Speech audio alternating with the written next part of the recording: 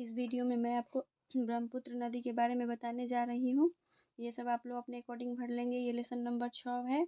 सामान्य उद्देश्य में आप लोग लिख सकते हैं कि छात्रों में भूगोल विषय के प्रति रुचि उत्पन्न करना, छात्रों को भूगोल विषय के द्वारा स्थल संबंधी तथ्यों की जानकारी देना, प्राकृतिक सौंदर्य का ज्ञान प्राप्त करना, छात्रों को भूगोल के महत्व को बताना, छात्रों में तार्किक क्षमता का विकास करना। उसके बाद यहाँ पे विशिष्ट उद्देश्य में लिख सकते हैं छात्रों को ब्रह्मपुत्र नदी के बारे में ज्ञान प्राप्त कर सकेंगे, छात्र ब्रह्मपुत्र नदी के बारे में व्याख्या कर सकेंगे। उसके बाद यहाँ पे तीसरे नंबर में देख सकते हैं कि छात्र ब्रह्मपुत्र नदी के बारे में तर्क दे सकेंगे, छात्र ब्रह्मपुत्र नदी के बारे में विश्लेषण कर सकेंगे। शिक्षक सहायक सामग्री में छात्र चार्ट पेपर पे ब्रह्मपुत्र नदी को दर्शाते हुए लपेट सैंपल और पॉइंटर भी ले सकते हैं। पूर्व विज्ञान में आप लोग लिख सकते हैं कि छात्र ब्रह्मपुत्र नदी के बारे में सामान्य जानकारी रखते हैं।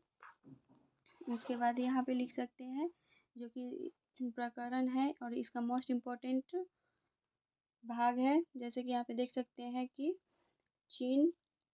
चीनी भाषा किस देश में बोली जाती है, तो बच्चे आंसर करेंगे चीन देश में। चीन में कौन सा पठार है, तो तिब्बत का पठार है। तिब्बत के पठार से कौन सी नदी निकलती है, ब्रह्मपुत्र नदी और सिंधु नदी।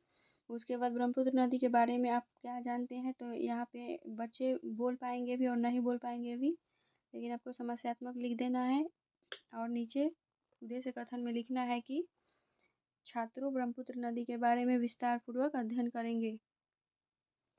फर्स्ट स्पष्टीकरण में लिखेंगे ब्रह्मपुत्र नदी के परिचय के बारे में, छात्र ब्रह्मपुत्र नदी के परिचय के बारे में ज्ञान प्राप्त कर सकेंगे। और स्पष्टीकरण में लिखेंगे ब्रह्मपुत्र नदी सबसे लंबी नदी है, इसकी लंबाई 2900 किलोमीटर होती है। यह 3 देशों से होकर गुजरती है, चीन, भारत और बांग्लादेश तथा 2 राज्यों से होकर गुजरती है। इसे चीन में सांगपो के नाम से जाना जाता है तथा अरुणाचल प्रदेश में दिहांग और असम में ब्रह्मपुत्र के नाम से जानी जाती है और बांग्लादेश में जमुना के नाम से जाना जाता है। यह बांग्लादेश में गंगा के साथ मिलकर सुंदर डेल्टा वन का निर्माण करती है, जो विश्व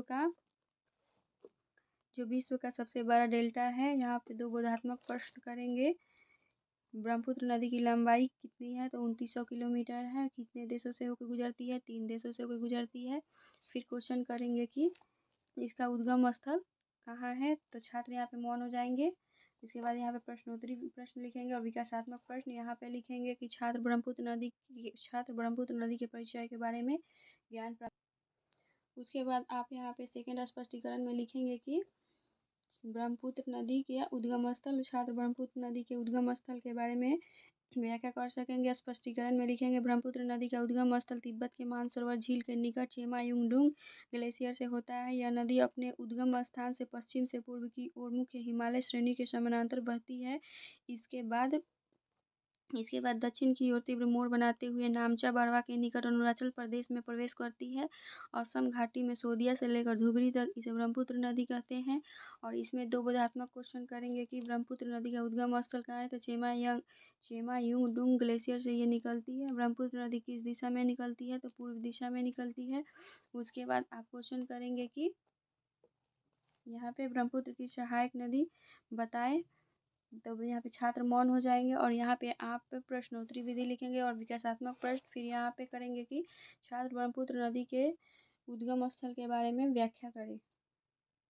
तीसरे स्पष्टीकरण में लिखेंगे कि ब्रह्मपुत्र नदी की सहायक नदी है, छात्र ब्रह्मपुत्र नदी के सहायक नदियों के बारे में तर्क कर सकेंगे। ब्रह्मपुत्र नदी की सहायक नदियाँ हैं असम के समी, बूढ़ी दिहांग, दिसांग, कपोली, लोहिती के नुला एवं अन्य सहायक नदियाँ दक्षिण से आकर ब्रह्मपुत्र नदी में मिल जाती है। हिमालय से आकर मिलने वाली सहायक नदियाँ हैं सुबनसिरी, कामेंग, धनसिरी, मानस और तीस्ता है। लोहित नदी को खूनी नदी भी कहा जाता है क्योंकि यहाँ की मिट्टी लाल होती है तथा यह सबसे बड़ी सड़क पुल भी है। यहाँ पे सिर्फ 2 बोधात्मक प्रश्न ही करेंगे, जैसे कि ब्रह्मपुत्र की सहायक नदी कौन कौन है, तो बूढ़ी दिहांग, दिसांग ईटीसी।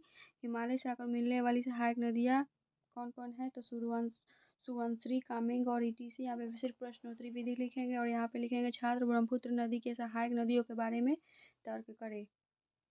फिर यहाँ पे सैंपल कौशल में दिखाएंगे कि ब्रह्मपुत्र नदी की लंबाई कितनी है, तो 2900 किलोमीटर है। उसके बाद यहाँ पे ब्रह्मपुत्र नदी हिमालय के पहाड़ों में से काट कर अपना रास्ता बनाती है। और यहाँ पे पुनरावृत्ति क्वेश्चन लिखेंगे। ब्रह्मपुत्र नदी की लंबाई कितनी है? ब्रह्मपुत्र नदी किस दिशा की ओर बहने वाली नदी है? ब्रह्मपुत्र नदी का उद्गम स्थल कौन है? ब्रह्मपुत्र नदी कितने देशों से होकर गुजरती है? ब्रह्मपुत्र नदी की सहायक नदी कौन कौन है? और दो गृह कार्य लिख देंगे कि ब्रह्मपुत्र नदी की सहायक नदियों को बताएं और ब्रह्मपुत्र नदी का उद्गम स्थल से इसके मुहाने को समझाएं।